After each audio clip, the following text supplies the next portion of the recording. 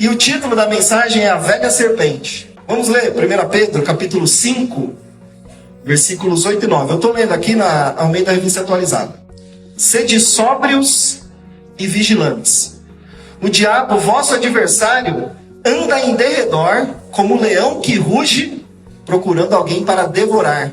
Resisti-lhes firmes na fé, certos de que sofrimentos iguais aos vossos estão se cumprindo na vossa irmandade espalhada pelo mundo. Pai, trago a Ti esse momento de ministração, Senhor. Fala no nosso coração, nós estamos aqui para Te ouvir. Queremos ser conduzidos, iluminados e transformados por Ti e pela Tua palavra, Senhor. Em nome de Jesus. Bom, então aqui o apóstolo Pedro fala que nosso inimigo está ao derredor como um leão procurando alguém para devorar. Mas aí ele fala o seguinte, que nós devemos resistir firmes na fé, certos de que sofrimentos iguais aos nossos estão se cumprindo na nossa irmandade espalhada pelo mundo. A Bíblia fala sobre algumas coisas sobre Satanás. Ela fala que ele é o príncipe deste mundo. Ele fala que ele é o Deus deste século. Fala que ele é o pai da mentira. Dá várias características dele. O próprio Satanás, quando foi tentar o Senhor Jesus, falou assim, ó: se você me adorar, eu vou te dar todos os reinos e a glória deste mundo, porque me foi entregue, eu dou a quem quiser. Tem gente que fala assim, ele é mentiroso, eu falo, não, mas isso aí não é mentira. Está escrito, ele é o príncipe desse mundo. Fala que ele é o príncipe da potestade do ar, dos dominadores desse mundo tenebroso. Então realmente ele domina essa terra. É claro, se a igreja ficar parada, né? Nós vamos falar sobre isso depois. Então, nós não podemos esquecer que quando nós nos envolvemos com a obra de Deus, nós estamos incomodando o inimigo. E aí tem gente que não consegue entender, começa a servir, começa a me consagrar, começa a entregar, começa a fazer mais. Nós somos a igreja aqui? Isso incomoda Satanás. Ele não vai ficar quieto. O problema é que a gente distrai e esquece. Então nós precisamos entender algumas estratégias que ele usa para atrapalhar a nossa vida. E anular o nosso ministério. Anular o que Deus quer fazer em nós e através de nós. Nós precisamos estar espertos com isso aí. Por isso que Pedro fala, sede sóbrios e vigilantes. Nós temos que estar atentos. Apocalipse capítulo 12, versículo 9 e 10. E foi expulso o grande dragão, a antiga serpente que se chama Diabo e Satanás, o sedutor de todo mundo, sim, foi atirado para a terra e com ele os seus anjos. Eu queria que você atentasse aqui, fala o seguinte, que ele é a antiga... Mas o grego está querendo dizer para nós uma coisa que a gente não percebe. Quando fala antiga, algumas traduções falam velha, não está dizendo assim que ele é um idoso, né? um velhinho, que é antigo, não é isso. Ele está dizendo que é um ser experiente, experimentado. O dragão é a velha serpente. Sabe aquele veiaco, aquele que tem experiência, que sabe das coisas? É isso que está dizendo.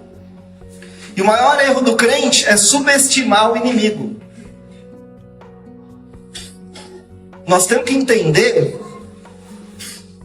que nós estamos lidando com um ser que tem uma capacidade muito grande, muito maior que a nossa. A nossa autoridade não vem de nós, vem do Senhor Jesus.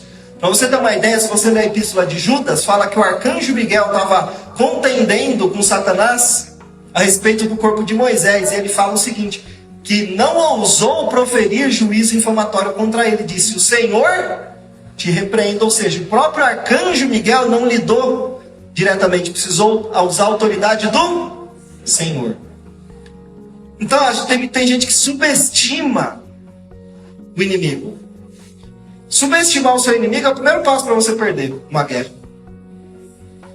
Você tem que entender quem ele é, saber o que ele faz, saber a estratégia dele para você conseguir anular. Então vamos lá, vamos começar. Onde apareceu essa serpente primeiro? Gênesis 3, do 1 ao 3. Mas a serpente, mais sagaz que todos os animais selváticos que o Senhor Deus tinha feito, disse à mulher: é assim que Deus disse: não comereis de toda a árvore do jardim?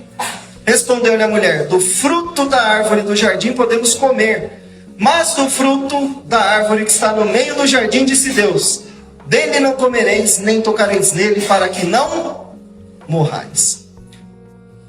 Agora, é interessante a gente entender o contexto e como que funcionou as coisas aqui. Se a gente for ler Gênesis 2, o versículo 8 e 9, fala que Deus colocou o homem no jardim do Éden e deu uma missão, versículo 8.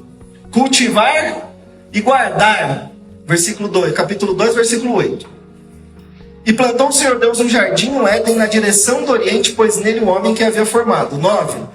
Do solo fez o Senhor Deus brotar toda a sorte de árvores agradáveis à vista e boas para alimento. E também a árvore da vida no meio do jardim e a árvore do conhecimento do bem e do mal. Aí nós vamos lá para o 15. Tomou, pois, o Senhor Deus ao homem e o colocou no jardim do Éden para o lavrar e o Senhor Deus lhe deu esta ordem: de toda a árvore do jardim comerás livremente, mas da árvore do conhecimento do bem e do mal, porque no dia em que dela comeres, certamente morrerás. Quando nós vamos ler a Bíblia, nós temos que ler com atenção. Não podemos ler assim, ó. A Bíblia não desperdiça palavras, ela é muito sucinta. Então nós temos que dar muita atenção. Tudo que está lá é importante. Não é porque um texto teve uma coisa, outro não tem, você passa direto. Não, essas coisas têm que chamar a atenção. Se a gente olha para o versículo 17, o que Deus falou para Adão aqui, ó? Dela não comerás. Deus falou isso para Adão.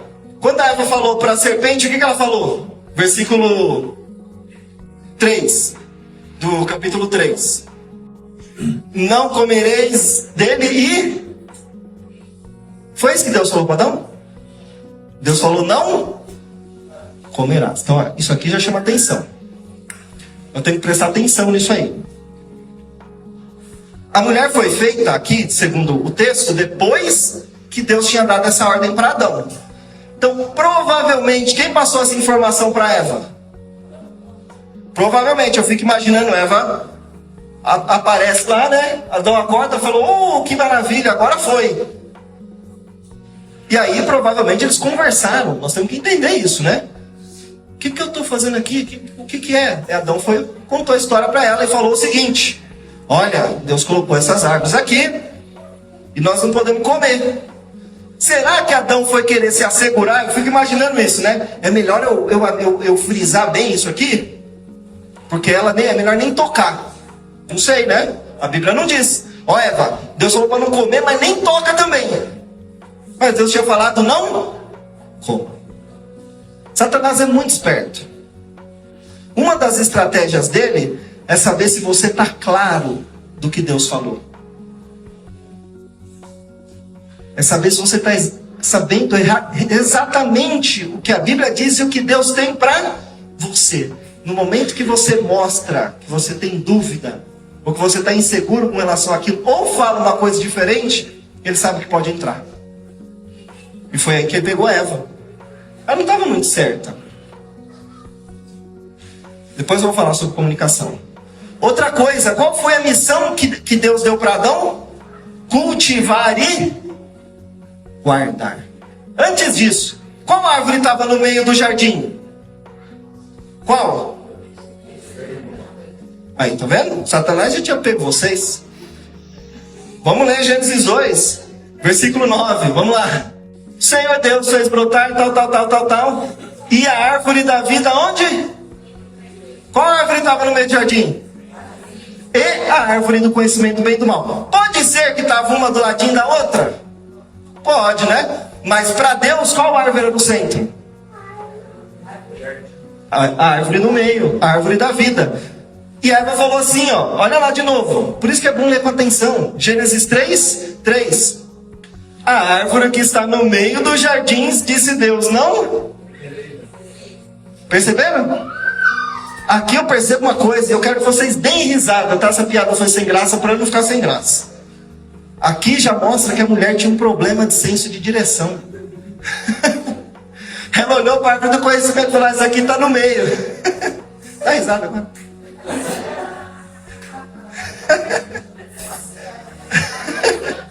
Oi? Vou apanhar, né? Tô brincando, tá?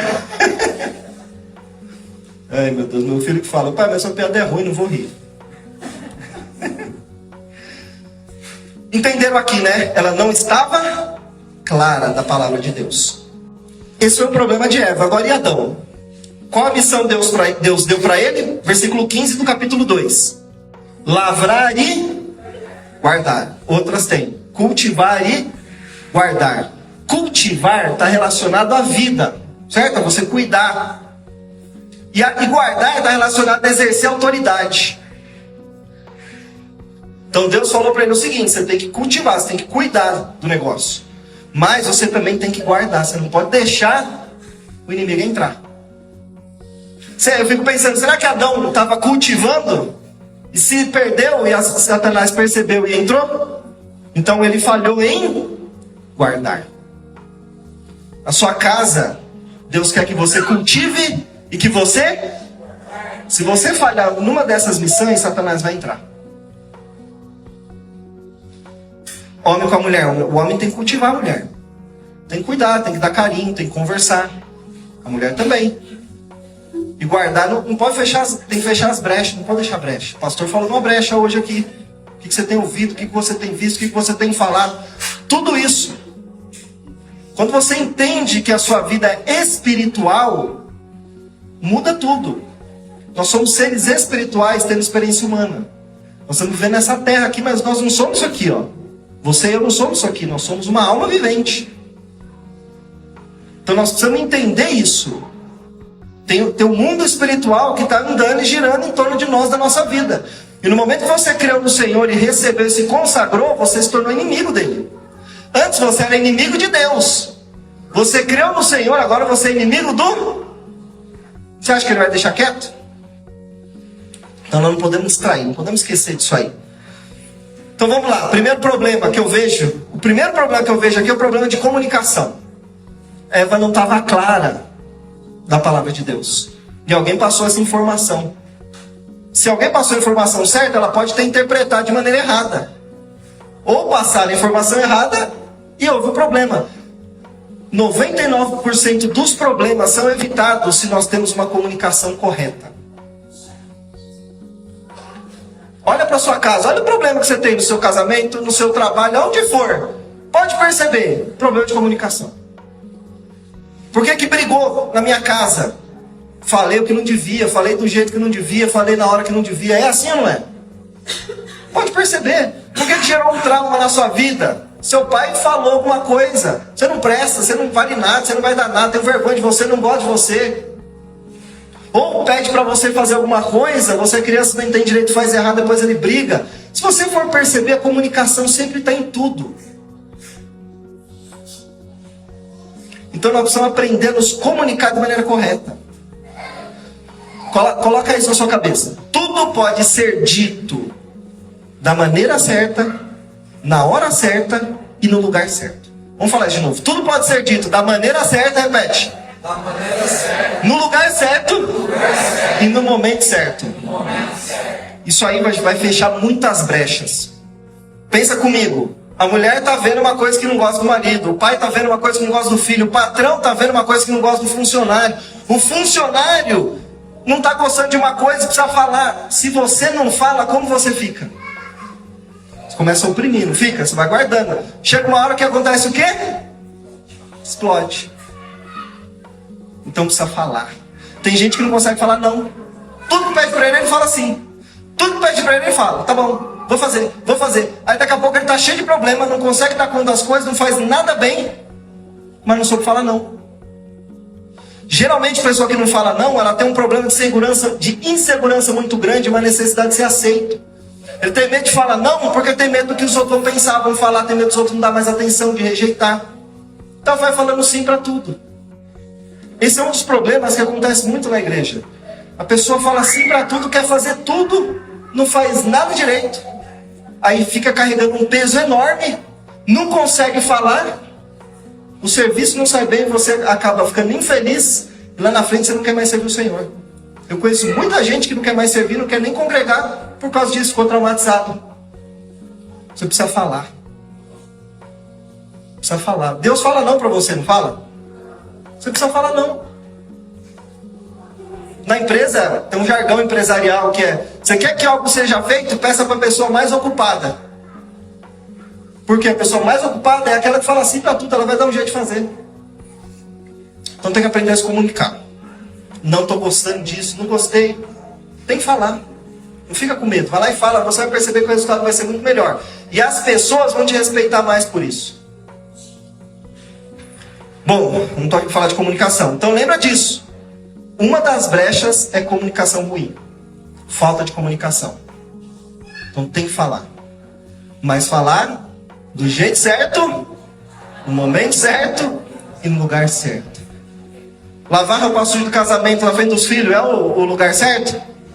Não. Jogar os defeitos do seu marido na cara dele é falar do jeito certo? Não. Ficar se justificando por tudo é falar do jeito certo? Não. Então use esse filtro. E pensa: Senhor, prepara o momento certo, o lugar certo, e me dá um jeito certo de falar isso aqui. E vai orando. Quando você sente segurança, fala. Você vai perceber que o problema resolve. E o inimigo sai. Bom, o outro problema é passividade. Passividade é uma das grandes brechas para possessão demoníaca e para anular o seu ministério e acabar com a sua vida. O homem tem mente, vontade e emoção, a alma do homem. Nós temos que ter essas três partes bem ativas. Você tem que ter uma mente ativa, você tem que ter uma vontade ativa e você tem que saber gerenciar suas emoções. Passividade é brecha para o inimigo entrar. Você pode perceber que pessoa que não pensa muito, não sabe usar a cabeça. Eu acho incrível que tem crente que tem problema de usar a cabeça. Não, mas não, usar a mente não, porque a mente, o negócio é o espírito, né? Filho, se você parar de usar a sua mente, você morreu. Está sempre usando a mente. Mas tem que saber usá-la da maneira correta. Tem que ser sóbrio. Lembra que Pedro falou? Sedes. Você tem que ter um pensamento sóbrio, um pensamento claro. Sabe por quê? Se você não raciocina, é muito fácil de ser manipulado. Você pode perceber. A maioria das pessoas é fácil de manipular.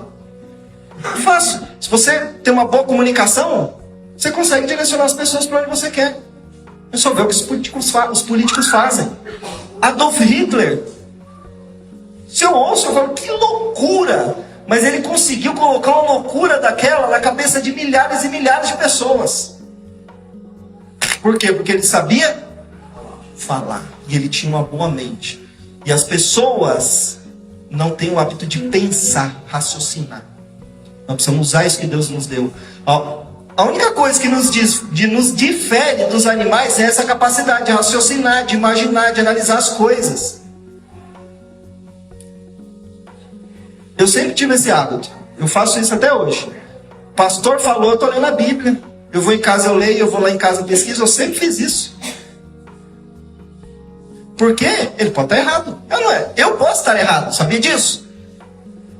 E aí qual que é a tendência das pessoas? Por exemplo, eu sou pastor, sou terapeuta, sou treinador comportamental. Aí começo a falar sobre o ser humano, começo a falar sobre a Bíblia, começo a falar sobre as coisas. 99% das pessoas vão pensar assim: bom, ele é pastor, ele é terapeuta, ele sabe o que está falando. Então você já recebe o que eu estou falando sem analisar. E às vezes eu posso falar uma besteira. Então você tem que raciocinar para você não ser enganado. Então não tenha uma mente passiva. Não é você ser crítico, ficar analisando tudo, não é isso. É você ter sobriedade. Falou, peraí, será que é assim mesmo? Eu acho que não é bem assim. Analisa, pensa sobre as coisas. A outra é a passividade da vontade. Tem gente que tem problema. Toda a minha vontade é para Deus. Então o que você está fazendo na terra? Se fosse assim, você já seria anjo. Outra coisa, você tem vontade. Deus, tudo que Deus faz é em cooperação com o ser humano. Ele não usa você como marionete. Ele não toma você e sai fazendo. É em cooperação. Então você tem que ter uma vontade ativa. Você tem que escolher fazer. Você não pode ser uma pessoa passiva. O que falar eu faço. Onde o vento levar eu vou. Não, isso aí é porta para Satanás entrar. Você precisa ter uma vontade ativa. Não vou fazer isso. E não vou. Por quê? Porque eu não quero. Ai, mas minha turma, não está todo mundo fazendo, o que vão pensar de mim? O problema é deles. Eu não quero, eu não faço. Vai contra meus princípios. Pronto. Por que você vai para a igreja todo culto? Porque eu quero. Qual que é o problema? Você não quer ir? Não vai. Eu não é. Ai, não, mas eu não vou porque senão vão pensar. O problema é dos outros que vão pensar. O que importa é o que você pensa sobre você e o que Deus pensa sobre você. A opinião dos outros é a sua opinião dos outros. Se você basear suas decisões na opinião dos outros, você nunca faz nada. É ou não é? Não importa o que você faça. Alguém vai criticar e alguém vai gostar. Aí você baseia no que os outros vão falar de mal. O problema é deles. Eu sei quem eu sou. Deus sabe quem eu sou. Faça aquilo que Deus deu para você. Glória a Deus. Me ajuda aí, porque eu fico olhando aqui, ó. Dá um glória a Deus, uns aleluia. Aleluia. Pelo menos vai me incentivar. Lembra disso. A opinião dos outros é só. É importante você considerar algumas pessoas. Tem pessoa que não conseguiu. A pessoa está com a vida toda bagunçada. A única coisa que ela pode me ensinar é como não fazer. Eu não é. Eu é. Então eu já estou olhando, eu já sei que não preciso fazer e pronto. Aí você tem que ouvir de pessoas que conquistaram, que alcançaram, que avançaram, que estão na sua frente. Essas pessoas podem te ajudar. Tranquilo a questão da vontade, né? Escolha as coisas. Tenha clareza do que Deus quer para você, põe em pé e vai. Tem gente que tem medo, não consegue decidir. Porque escolher, já parou para pensar nisso? Escolher é sempre perder? É ou não é? O Jorge escolheu a Ana Maria. Ele perdeu todas as outras mulheres. Foi ou não foi? Escolheu ela. O único que não perdeu nesse quesito fui eu. Porque eu sempre falei, Senhor, quem é solteiro aqui? Levanta a mão.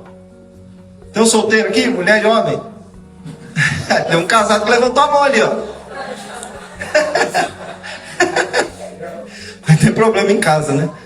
Aí, ó. Os jovens solteiros estão procurando mulher. Você quer a mulher mais linda do mundo? Já não dá mais, porque essa já é minha. Você vai poder ser a segunda, a terceira, talvez você consiga. A primeira já não dá mais. Lembra disso, escolher sem perder. Então, pessoa, você muitas vezes não sai do lugar porque você não põe o pé e faz aquilo e pronto, acabou.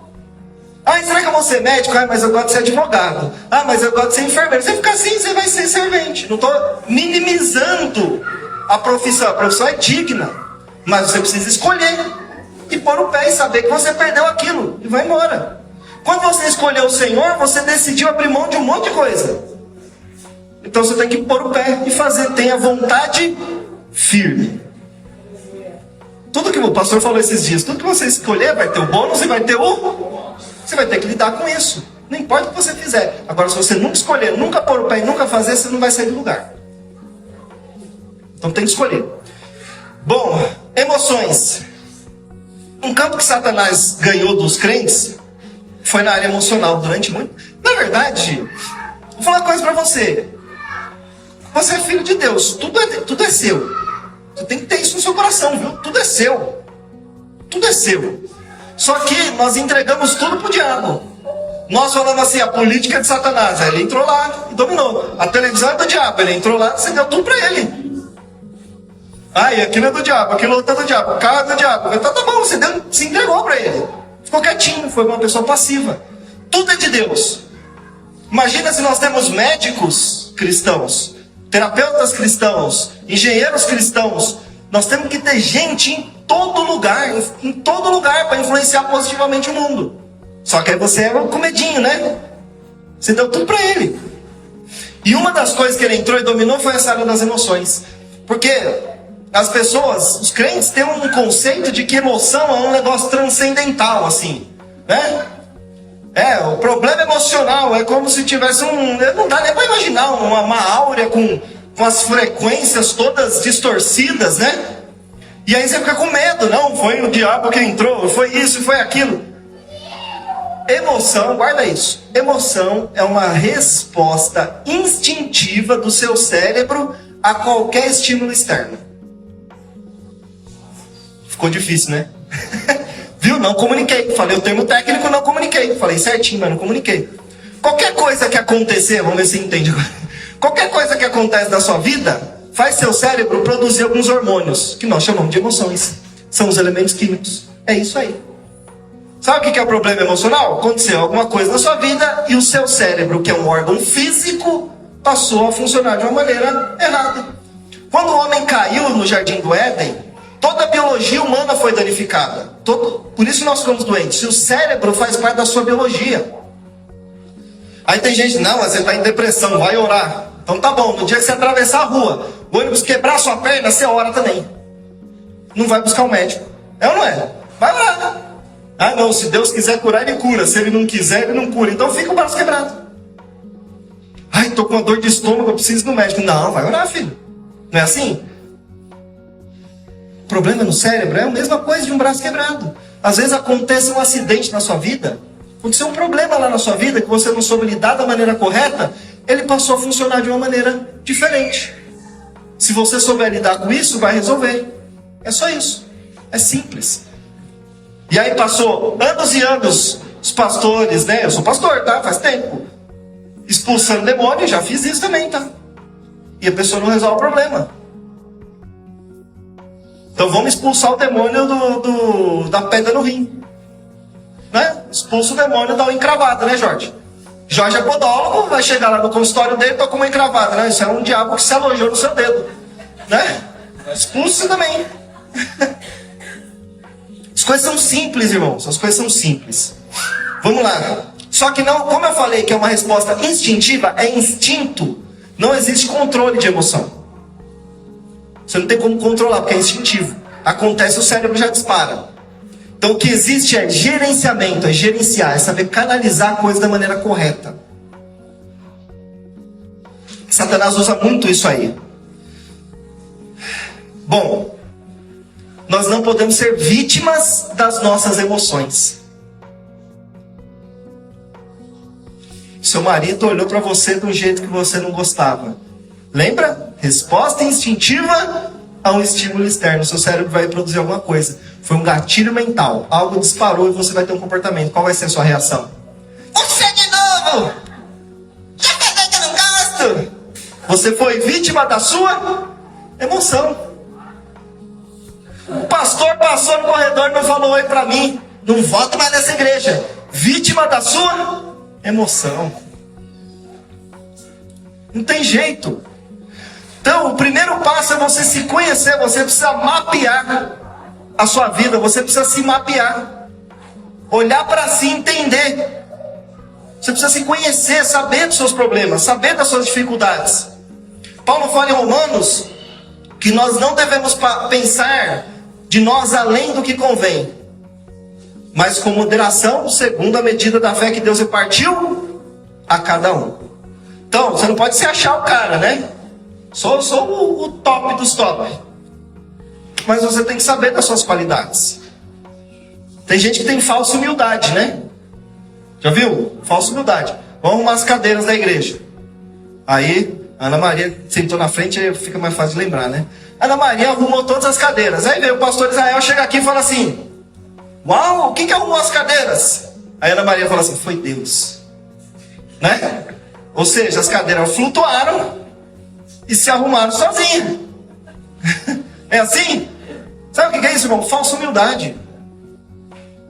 Quem arrumou? Fui eu. Pronto.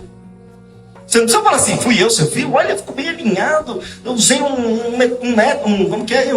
Uma trena aqui do lado, um nível. Mas vem cá, não precisa disso. Além do que convém. Quem foi? Fui eu. Aí o pastor vai falar assim: oh, parabéns, Deus abençoe. Não, mas não pode elogiar. Isso é uma história do capeta, viu? Isso é uma história do capeta para destruir as pessoas. Você tem que dar um reforço positivo para as pessoas. Olha, ficou bom, parabéns, Deus abençoe que você continue crescendo. Ah, mas ela vai se orgulhar, o problema é dela, não é você que vai gerenciar o orgulho dela. É ela que tem que gerenciar o próprio orgulho. Provérbios fala que o homem é provado pelos elogios que recebe. Então nós temos que aprender a receber o elogio e lidar com o nosso orgulho. Reforço positivo estimula e ajuda as pessoas. É só olhar na Bíblia, o Senhor fala assim: muito bem, servo bom e... O Senhor está elogiando. diabo quer ficar você paradinho aí. Você não serve para nada, você não presta, você não merece nada, você é um coitado. É o diabo que coloca isso na sua cabeça. Você é um filho de Deus. Você não pode orgulhar.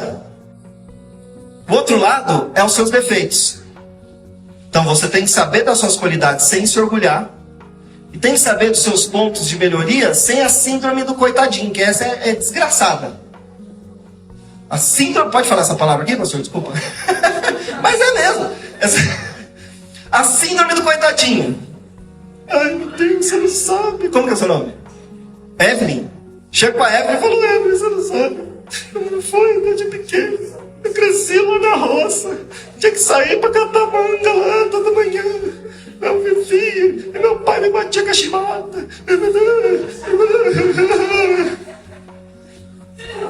Síndrome do coitadinho. Você é apaixonado pelos seus problemas. Não pode encostar alguém do seu lado. Você fala os seus problemas para ele. Você ama os seus problemas. Não gosto demais disso aqui. Não vai embora não. Porque senão, como que eu vou ser a vítima do negócio? Porque eu gosto tanto de ser a vítima. Por quê? Porque todo mundo olha para mim.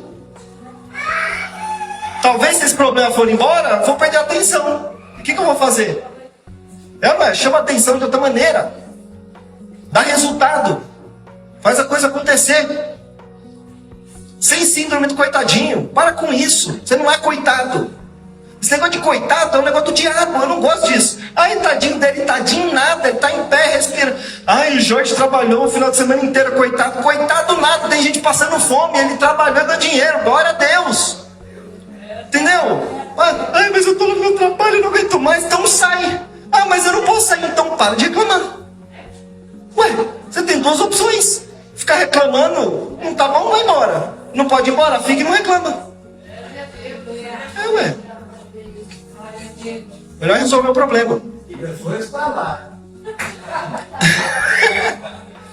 É verdade, tem gente que fica lá, ai.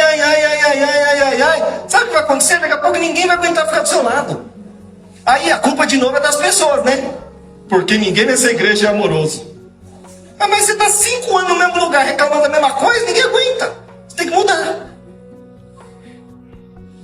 É só olhar para sua família. Sempre tem aquele lá que vai chegar na festa de Natal e vai falar exatamente as mesmas coisas e reclamar dos mesmos problemas. Tem ou não tem? Ninguém aguenta mais ele, não é? Talvez você seja esse aí. Mas é que a gente fica só olhando para os... Pois é, sempre os outros têm problema, né? E aí que entra, pessoa que procura demais o problema, o defeito nos outros, esconde um grande problema. Você fica olhando sempre para ver. Tem pessoa que acha especialista em encontrar defeito. É ou não é? Mas sabia que encontrar defeito faz parte de um mecanismo do nosso cérebro? Nosso cérebro é programado para nos fazer sobreviver.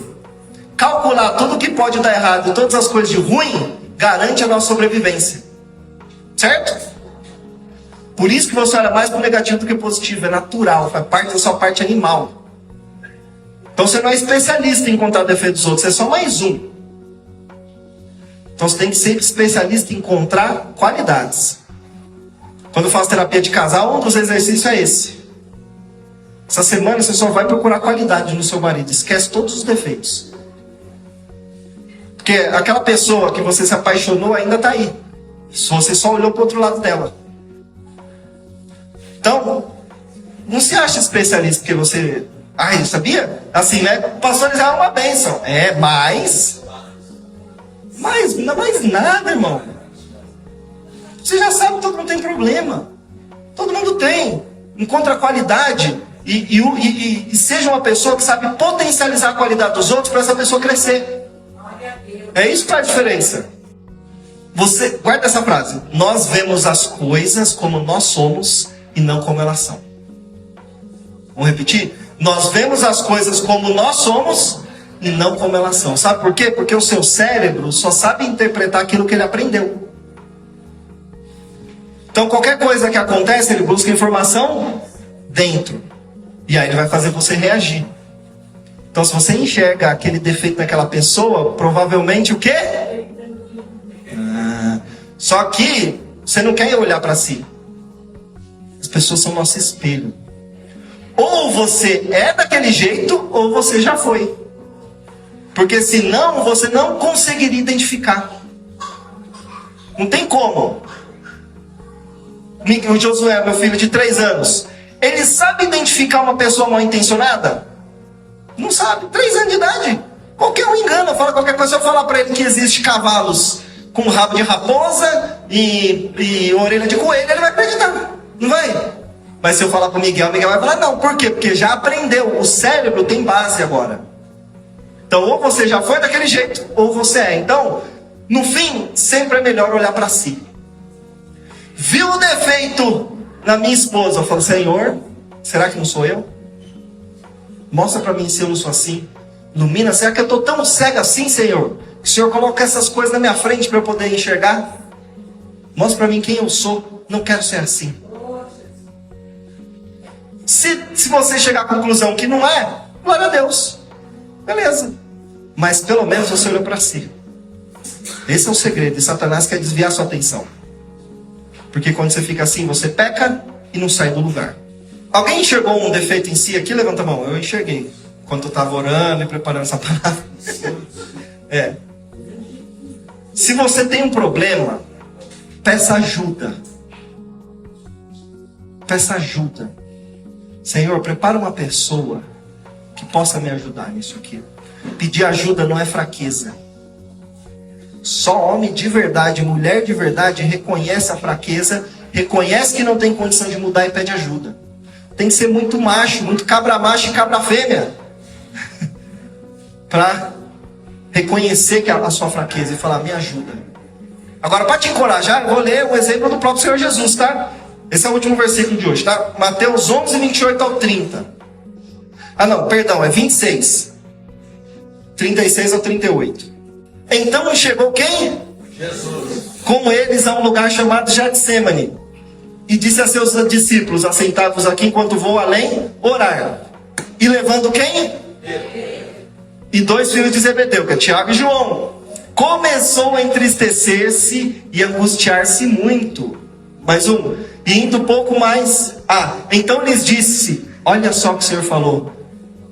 É que é bonito, é poético, mas ele falou assim, ó. Eu estou muito triste. Estou muito angustiado. Fica aqui junto comigo. Jesus pediu ajuda para os discípulos.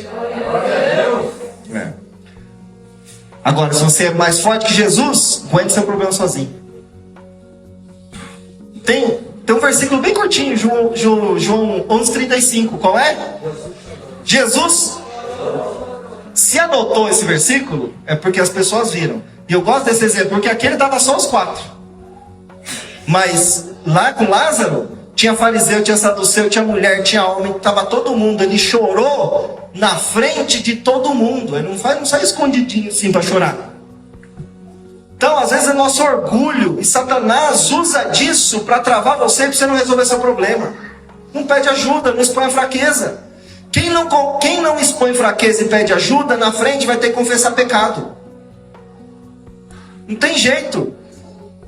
Eu estou sentindo fraqueza nisso. Fiquei com uma tentação tal, me ajuda aqui, por favor. Você não faz isso, meu filho. Você vai pecar, depois vai ter que confessar. O que é melhor? Às vezes, tem um caso de uma pessoa que foi um discipulador meu, que ele caiu em adultério. Várias pessoas tentaram ajudar ele, perceberam que ele estava por aquele caminho. O orgulho dele não deixou ele confessar. E depois ele teve que se humilhar. Então, se você não confessa, se você não pede ajuda na fraqueza, você vai ter que confessar pecado. Não tem jeito. Peça ajuda. Tem pessoas que podem te ajudar. Olha para aquela pessoa que já alcançou o que você queria, que já venceu, que já chega nela e fala, o que você fez para chegar até aí? Eu estou assim, assado, me ajuda. Isso não é fraqueza. Fraqueza é ficar no mesmo lugar. E aí Satanás quer te deixar. Amém? Amém. Vocês entenderam aqui? A velha serpente. Você entendeu o tema? Satanás usa tudo isso para travar você. Vou pedir ajuda. Não, mas o que vão pensar de mim? Aprenda uma coisa. Satanás nunca vai falar na sua cabeça assim, mas o que vão pensar de você?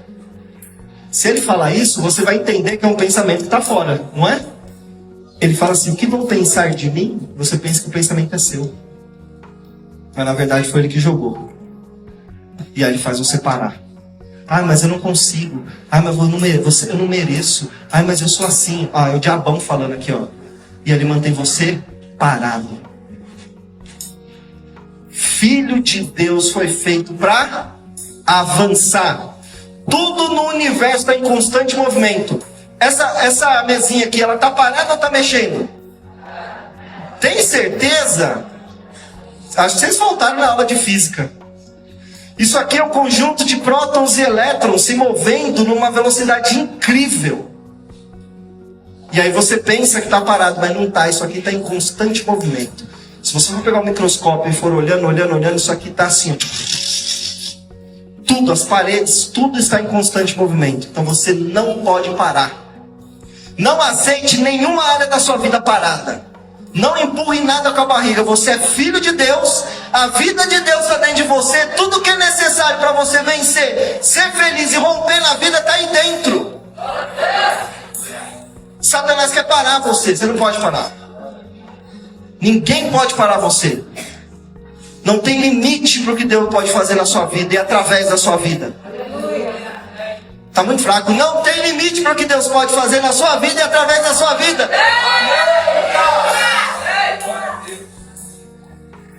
Você não tem autoridade sobre Satanás, Jesus tem. E Ele te deu essa autoridade, você tem o nome de Jesus. Então não deixa ele atrapalhar seu casamento, seu trabalho, suas finanças, sua vida espiritual. Você é um filho de Deus. Aleluia! Amém?